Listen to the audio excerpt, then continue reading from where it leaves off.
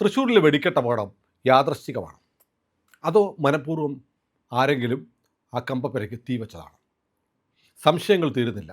ഇന്ന് രാവിലെ ഉണ്ടായ സംഭവം ഞാൻ പറയാം. രാവിലെ നമ്മുടെ ബി ജെ പി നേതാവ്, ഗുരുവായൂരിലെ ബി ജെ പി സ്ഥാനാർത്ഥിയായിരുന്ന ബി ജെ പിയുടെ സംസ്ഥാന ഉപാധ്യക്ഷൻ അഡ്വക്കേറ്റ് ഗോപാലകൃഷ്ണനെ ഞാൻ വിളിച്ചിരുന്നു. മറ്റൊരു കാര്യത്തിൽ വിളിച്ചാണ്. അപ്പോൾ ഗോപാലകൃഷ്ണൻ പറഞ്ഞു, രാവിലെ എന്നെ റിപ്പബ്ലിക് ടി വിക്കാർ വിളിച്ചിരുന്നു. റിപ്പബ്ലിക് ടി വി ചോദിക്കുന്നത്, ആ വെടിക്കെട്ടിന് തീ പിടിക്കുന്നതിന് മുമ്പ് ഒരു തീപ്പൊരി അങ്ങ് പാറിപ്പോകുന്നതായി കണ്ടു എന്ന് ദൃക്സാക്ഷി പറയുന്നു. ചില ദൃക്സാക്ഷി മൊഴിയുണ്ട് തീ വെച്ചതാണ് എന്ന്.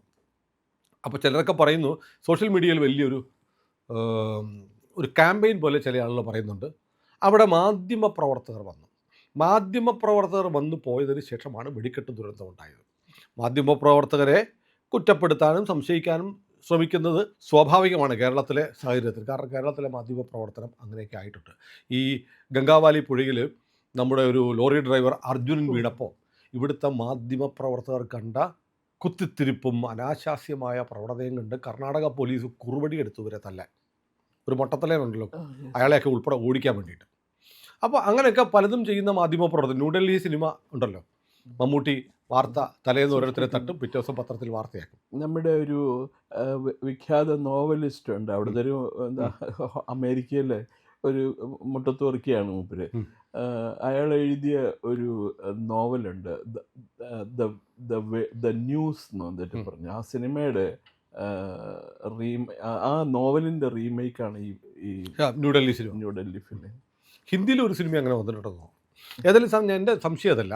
ഇപ്പോൾ മാധ്യമപ്രവർത്തകരെ പഴിക്കാൻ ഞാനല്ല. മാധ്യമപ്രവർത്തകർ, കേരളത്തിലെ മാധ്യമപ്രവർത്തകർ കമ്പപ്പരയ്ക്ക് തീ വെക്കുമെന്നും തീ വെച്ചിട്ട് വാർത്ത ഉണ്ടാക്കും എന്നൊന്നും ഞാൻ കരുതുന്നില്ല. അതൊരു അതിരുകടന്ന ഒരു എക്സാജറേറ്റഡ് വെർഷനാണ്. പക്ഷേ ഒരു കാര്യമുണ്ട്, നഗരത്തിൽ നിന്നൊക്കെ ഒരുപാട് മാറി 4-5 ഏക്കർ സ്ഥലത്ത് ആ പ്രദേശത്തുള്ള ആളുകൾക്ക് പോലും അവിടെ അങ്ങനെ ഒരു വെടിക്കെട്ട് നിർമ്മാണശാല ഉണ്ടായിരുന്നു അറിയില്ലായിരുന്നു. ഏറ്റവും സുരക്ഷിതമായ ജനവാസമില്ലാത്തൊരു മേഖലയിലാണ് നടന്നത്.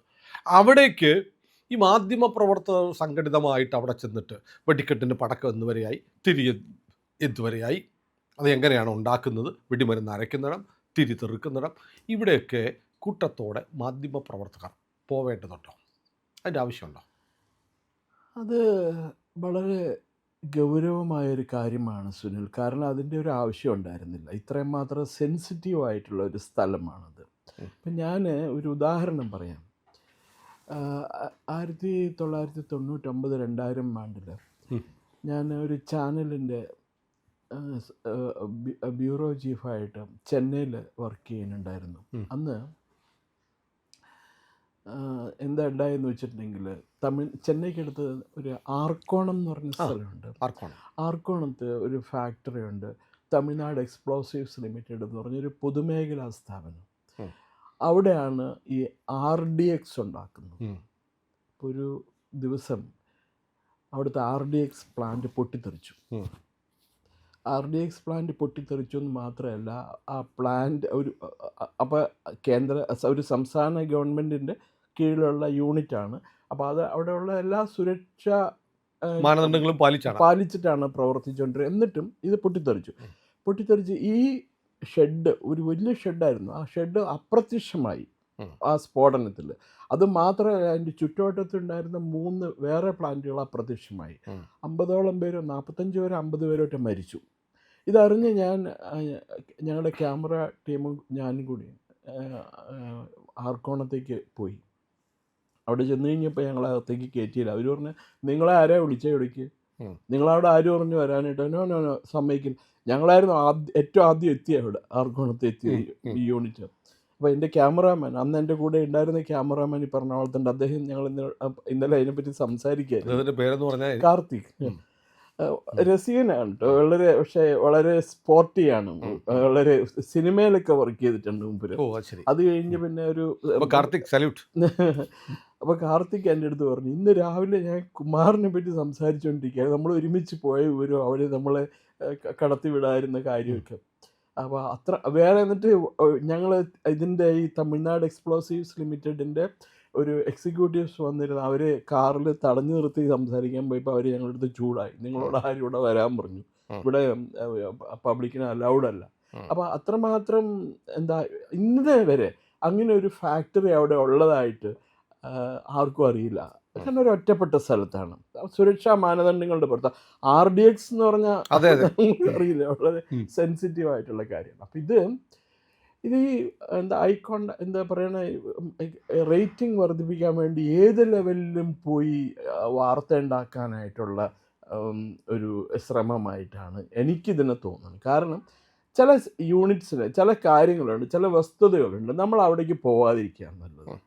ഇപ്പം സുനിൽ ഓർക്കുന്നുണ്ടോ, ബോംബെയിൽ ഭീകരാക്രമണം നടന്നു, താജ് ഹോട്ടലിലേക്ക് ഭീകരന്മാർ കയറി എന്താണ് നിരത്തി വെടിവെച്ച് കൊന്നു കുറേ പേര് താജ് ഹോട്ടലിൽ, ഓർക്കണില്ലേ?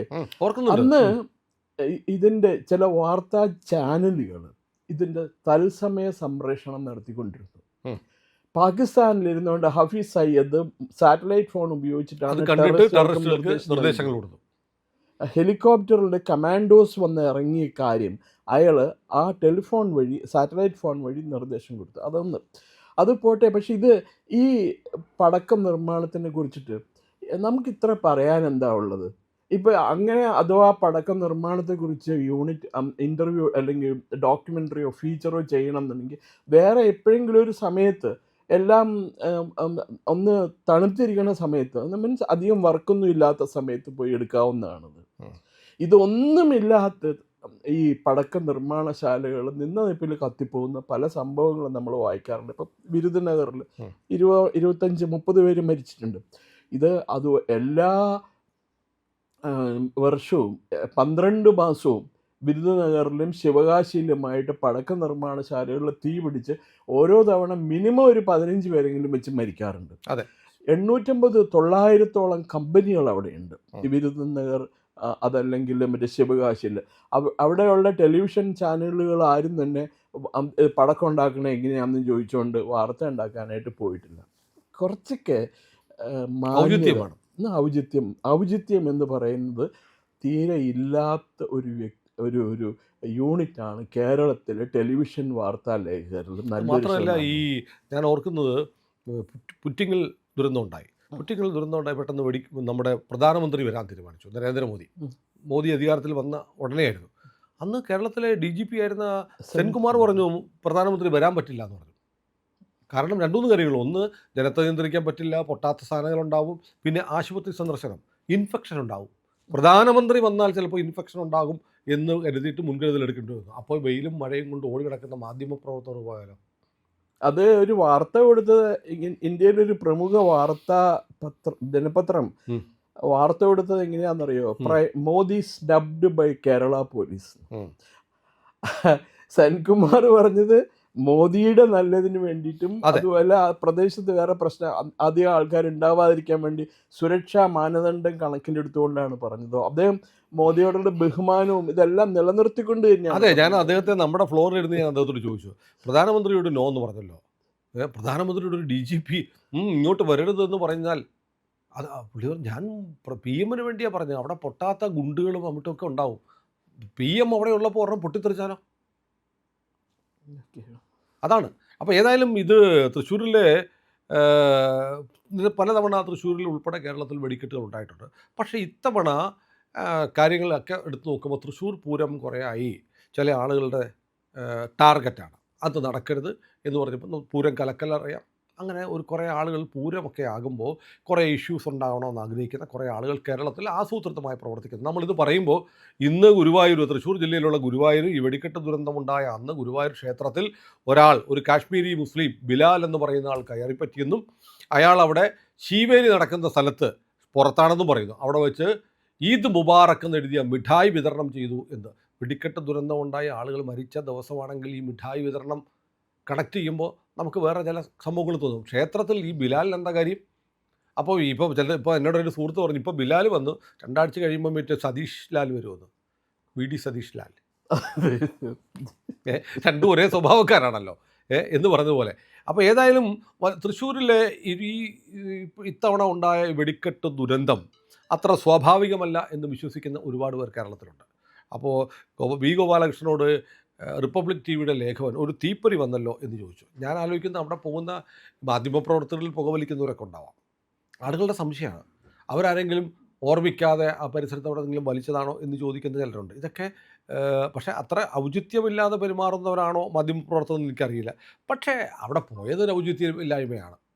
അതെ. അത് മാത്രമല്ല സുനിൽ, ഈ പടക്കത്തിന് കരിമരുന്ന് ഉം, പല തരത്തിലുള്ള കരിമരുന്നുകൾ കൂട്ടി വയ്ക്കുമല്ലോ. ഉം, കൂട്ടി വയ്ക്കുമ്പഴ് അത് വളരെ അപകടം പിടിച്ചൊരു പരിപാടിയാണ്. ഉം. നമ്മളിപ്പോൾ പൊട്ടാസ്യം പെർക്ലോറേറ്റോ അല്ലെങ്കിൽ അമോണിയം പെർക്ലോറേറ്റോ അതൊക്കെ തെറ്റായിട്ട് യോജിപ്പിച്ചു എന്നൊക്കെ പറയുന്നുണ്ടെങ്കിൽ കൂടി നമ്മൾ ചെരുപ്പിട്ടോണ്ട് അകത്ത് കയറിയാൽ മതി. ഉം.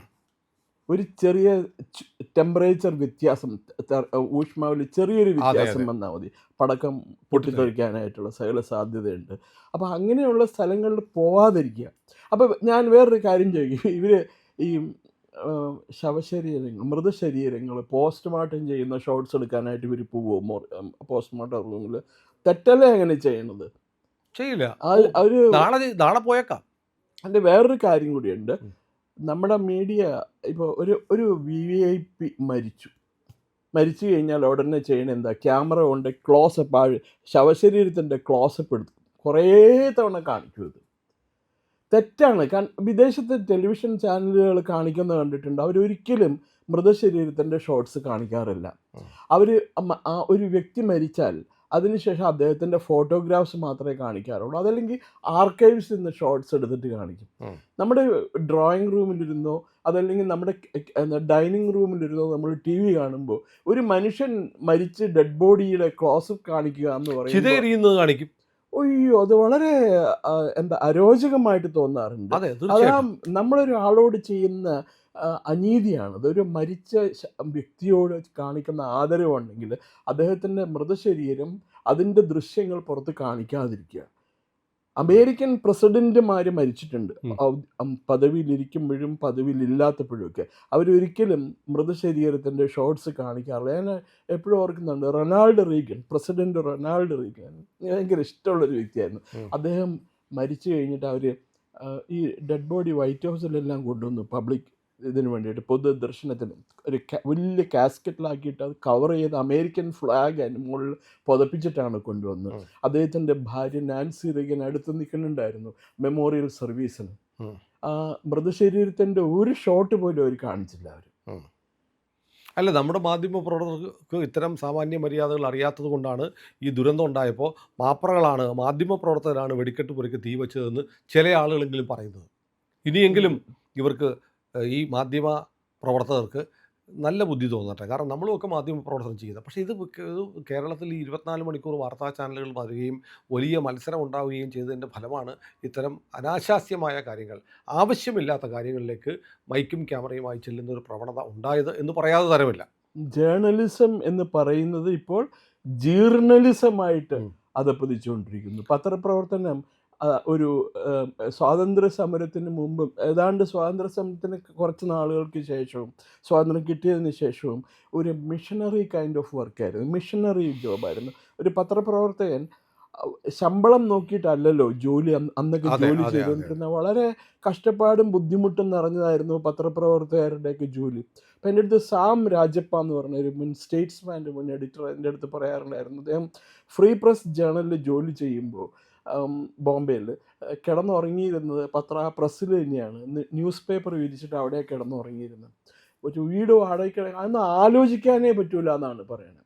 ഇപ്പോൾ ആ മിഷണറി തരത്തിലുള്ള പത്രപ്രവർത്തനമൊക്കെ തീർന്നു.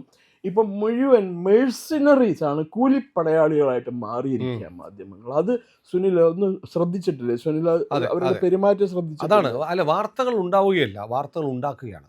രാവിലെ ഇന്ന് എന്ത് വാർത്ത ഉണ്ടാക്കാം എന്ന് കരുതിയിട്ടാണ് ന്യൂസ് ചാനലിലെ ക്യാമറാമാന്മാരും റിപ്പോർട്ടർമാരും പുറത്തിറങ്ങുന്നത്. അതുകൊണ്ട് അവർ ഇത്തരം സാധനങ്ങൾ കുക്ക് ചെയ്തുകൊണ്ടിരിക്കും. അത് നമ്മുടെ സാമൂഹ്യ ജീവിതത്തിന്, സ്വൈര ജീവിതത്തിന് എന്തെല്ലാം ദുരന്തങ്ങളാണ് ഉണ്ടാക്കി വെക്കുന്നത് എന്നതിൻ്റെ ഒരു ക്ലാസിക് ഉദാഹരണമാണ് തൃശ്ശൂരിലെ വെടിക്കെട്ടെന്ന് പറയാതെ തരമില്ല. കാരണം ആദ്യമായിട്ട് ഒരു വെടിക്കെട്ട് പുരയ്ക്ക് തീ വെച്ചതിൻ്റെ പിന്നിൽ മാധ്യമങ്ങളാണെന്ന് ഒരു സംഘം ആളുകൾക്ക് പ്രചരിപ്പിക്കാൻ അവസരമുണ്ടാക്കി കൊടുത്തു എന്നാണ്. ഞാനിപ്പോഴും മാധ്യമപ്രവർത്തകർ അങ്ങനെ ചെയ്യുമെന്ന് വിശ്വസിക്കുന്നവരല്ല. പക്ഷേ അങ്ങനെ പറയിപ്പിക്കാൻ, അവസരമുണ്ടാക്കി കൊടുക്കാൻ നമ്മുടെ ഈ മാധ്യമ പ്രവർത്തക സമൂഹം അവസരമുണ്ടാക്കണമായിരുന്നോ എന്നത് വളരെ പ്രസക്തമായ ചോദ്യമാണ്. അത് കുമാർ ചെല്ലപ്പൻ സാറിനെ പോലെയുള്ള മുതിർന്ന മാധ്യമ പ്രവർത്തകൻ്റെ സാന്നിധ്യത്തിൽ പറയാൻ എനിക്കൊരു മടിയുമില്ല. പ്രിയപ്പെട്ട പ്രേക്ഷകരെ, ഇന്ത്യ ലൈവ് ചാനൽ ഇതുവരെ സബ്സ്ക്രൈബ് ചെയ്യാത്ത ആളുകളുണ്ടെങ്കിൽ ദയവായി സബ്സ്ക്രൈബ് ചെയ്യണം. എങ്കിലല്ലേ ഞങ്ങൾക്ക് ഇത്തരം അപ്രിയ സത്യങ്ങൾ പറഞ്ഞുകൊണ്ടിരിക്കാൻ കഴിയൂ.